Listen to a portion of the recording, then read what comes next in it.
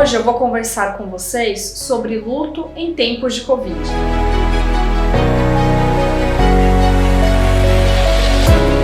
Mas afinal, o que é luto? Luto é um processo de transformação interna que todos nós passamos mediante alguma perda. Seja ela uma perda concreta, ou seja, uma morte de um ente querido, uma separação conjugal, ou então uma perda também abstrata, por exemplo, uma mudança de cidade, uma perda de um emprego, uma perda de alguma oportunidade importante. E diante dessas perdas, cada um reage de uma forma, é totalmente individual.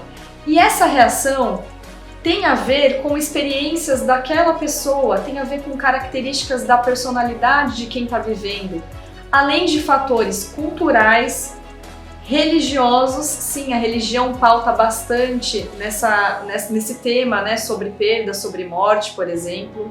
Tem relação também com o próprio processo de adoecimento, como foi o processo de morte, foi algo abrupto, foi algo crônico, tem a ver como que foi a causa da morte também, além da relação com o próprio vínculo que o enlutado, familiar que sobreviveu, tinha com o paciente falecido. Se era uma relação muito próxima, se era uma boa relação, se era uma relação mais conflituosa. Todos esses aspectos acabam sendo envolvidos nesse processo de entendimento e aceitação. Neste processo de luto, eu vou fazer uma metáfora para que vocês imaginem a seguinte situação. É como se a gente tivesse um aspirador de pó, daqueles antigos e barulhentos, funcionando com muita energia e de repente a gente tira da tomada em funcionamento. Ou seja, é uma ligação de grande energia que a gente tem com aquela pessoa e que de repente é abruptamente cessada e a gente tem que lidar com isso. Existem algumas fases do luto em que todos nós perpassamos quando passamos por uma perda. Essas fases não são contínuas e fluidas. Muitas vezes há oscilações, então a gente vai para uma fase, depois volta e é totalmente fisiológico, ou seja, normal. Infelizmente, todos temos que passar por essas experiências. A primeira fase do luto é uma fase que a gente chama de negação. Para que vocês entendam melhor, é como se fosse um choque. Outros autores chamam de golpe ou como se a gente perdesse o chão. Alguns pacientes descrevem como uma fraqueza física, algo físico, uma dor mesmo. É como se a gente começasse a viver uma ambivalência da ausência e da presença daquele ente querido. É como se a gente dividisse dois mundos, em que um mundo é habitado por aquela pessoa querida, em que aquela pessoa ainda existisse, e o outro mundo em que ela não existisse mais, em que tivesse um vazio, uma ausência.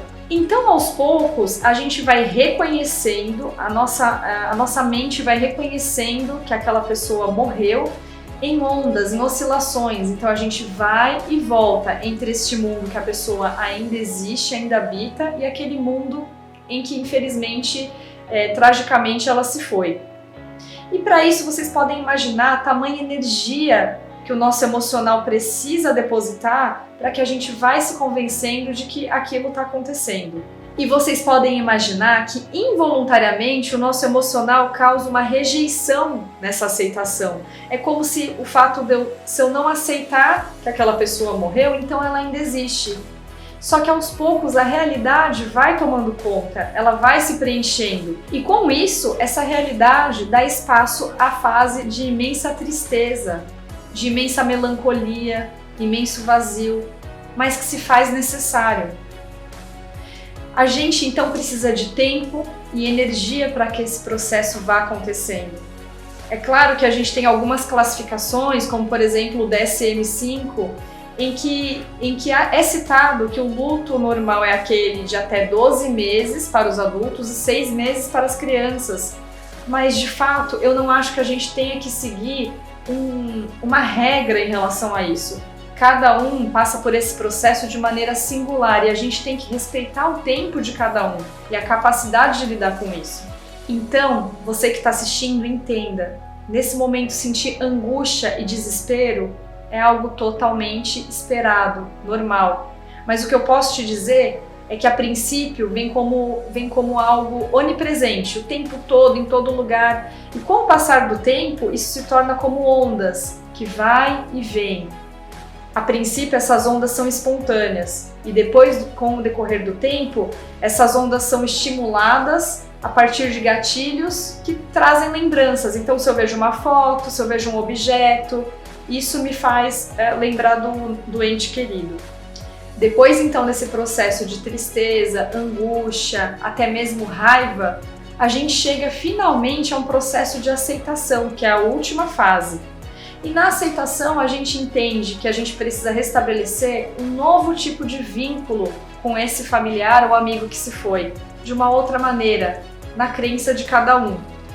E que de fato a gente passa a pegar toda essa energia daquela relação e depositar em outras relações ou em outras atividades. A gente passa a descobrir outros cenários da nossa vida, outros papéis. Tanto não há luto, não há esse processo todo até chegar na aceitação, enquanto a gente não reconhecer o quê? A morte. E para a gente reconhecer a morte, existem rituais em nossa cultura, eu vou falar um pouco da nossa cultura, que nos auxiliam nisso, que servem de apoio. A nossa cultura ampara o processo de luto na medida em que nós temos rituais de passagem que confirmam essa nova ordem, essa nova realidade. Por exemplo, os rituais funerários, então assim, nós velarmos o corpo da pessoa que a gente ama, traz algumas situações que nos fazem elaborar melhor esse luto. Por exemplo, nós temos um tempo maior, um tempo de despedida. A gente consegue olhar para aquele corpo, reconhecer, tocar, abraçar, dizer palavras. Além disso, normalmente a gente consegue compartilhar com outras pessoas aquela dor. A gente consegue receber apoio, ter uma rede de apoio. Agora, fazendo um paralelo com os tempos que estamos vivendo, dessa doença chamada Covid-19, coronavírus, a gente pode imaginar que antes de tudo nós estamos vivenciando outros lutos antes mesmo até da morte de algum familiar, como por exemplo, nós perdemos o direito de ir e vir, nós perdemos a liberdade de estar o tempo todo respirando ar, ou seja, a gente tem que usar máscara o tempo todo. Eu tô aqui no estúdio sozinha, por isso que eu tô sem máscara. Nós perdemos o convívio social, as reuniões familiares, de trabalho. Nós perdemos temporariamente tudo isso, mas perdemos, então temos que lidar com esse luto. Além disso, muitas pessoas têm perdido empregos, como que está a situação financeira, né, de cada um que está assistindo. E o mais peculiar de tudo isso, a gente está vivendo uma catástrofe coletiva, só que com a necessidade de um isolamento social, ou seja, uma catástrofe coletiva num ato, muitas vezes, de solidão. E pensando no próprio risco de contaminação da doença, nós não temos conseguido realizar esses rituais de passagem, por demandas sanitárias mesmo, por regras, é algo concreto. Então, por exemplo, os caixões estão sendo lacrados, os velórios não têm comparecido muitos familiares, dependendo da cidade, até 10 familiares, num tempo bastante curto. Isso, muitas vezes, dificulta o processo de elaboração do luto. Isso faz com que a elaboração da pessoa, em algumas circunstâncias, se torne incompleta, trazendo um sentimento incompleto que pode levar a uma depressão ou um transtorno de ansiedade. Eu tenho escutado muitas falas de amigos, colegas e até pacientes relacionados a isso. Então, por exemplo, o meu pai sempre sonhou que o velório dele, o ritual de passagem, estaria repleto de pessoas, porque ele era uma pessoa muito querida e não esteve ninguém. Ou então, minha mãe sonhava em ser velada com determinada roupa e ela não pôde. Nós não conseguimos estar juntos com um familiar naquele momento no hospital de tamanho sofrimento, de despedida, de muitas vezes ter aquelas conversas importantes relacionadas a perdão, relacionada a minimizar algumas brigas, alguns conflitos que tínhamos, sem contar muitas vezes nas crenças de contaminação e culpa que tem acontecido. Então, como que aquele familiar foi pegar o Covid? Será que fui eu que passei? Será que ele foi ao mercado e pegou? E a gente sabe que alguns sentimentos de culpa também dificultam a elaboração do luto, também podem prejudicar o emocional de quem fica. Como nós podemos superar esse luto? Como que a gente pode minimizar essa dor?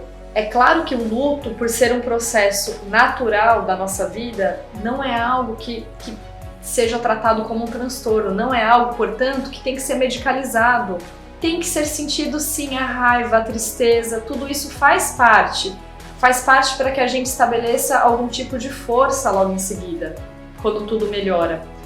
Mas em alguns momentos a gente precisa repensar, a gente precisa se debruçar, o olhar sobre aquela pessoa de maneira personalizada e singular, para que talvez ela receba alguma ajuda medicamentosa. Geralmente, a gente medicaliza, nós psiquiatras medicalizamos, quando a gente observa que é um luto complicado, é um luto mais tardio, é como se o luto tivesse virado um episódio depressivo. E tem diferença entre depressão e luto, a gente consegue identificar.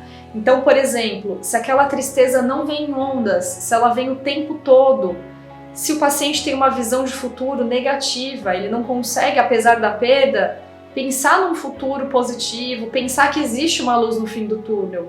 Ou se o paciente tem alguma comorbidade grave, se é bastante idoso, se não está conseguindo exercer minimamente algumas funções, como por exemplo se alimentar, dormir, se tem algum prejuízo na sua imunidade, se a gente percebe através de algum sinal físico que isso esteja acontecendo. Então, por exemplo, padrões de diarreia repetitivos, às vezes vale a pena olhar e pensando em dar um conforto um pouco melhor.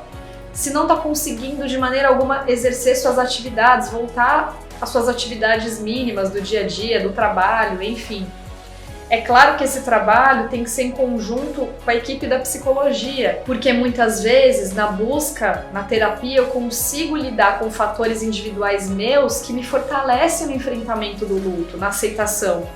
Então, quando a gente combina a terapia com a medicação, em alguns momentos se faz necessário. Em tempos de Covid, como que a gente pode ajudar então alguém que a gente conhece que está passando por um luto ou nós mesmos?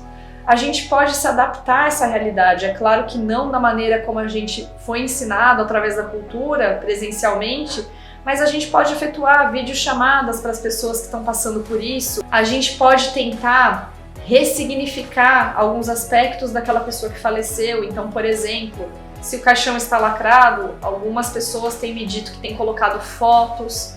Quando chegam em casa, fazem um telão com fotos, conversam sobre os familiares, velam como se fosse uma cerimônia, mas sem a presença do ente querido que faleceu. Falar sobre os sentimentos também com outras pessoas ajuda bastante. Ser acolhido, poder escutar o sofrimento do outro. Além disso, escrever sobre as memórias daquela pessoa é algo que ajuda bastante. Importante a gente ressaltar que apesar do isolamento social, não quer dizer que você esteja sozinho passando por isso. Você pode recorrer a pessoas de apoio, a sua religião, a sua comunidade, no geral, amigos, familiares, e os profissionais de saúde que estamos aqui nesse momento também para compartilhar com vocês essa ajuda. Então, repasse esse vídeo para pessoas que estejam passando nesse momento por uma situação de perda, uma situação de luto. Compartilhe, curta, escreva seus comentários, dê sugestões. Fica um canal de abertura também comigo para que a gente possa trocar alguma ideia a respeito. E pensar finalmente que tudo isso vai passar e vai melhorar.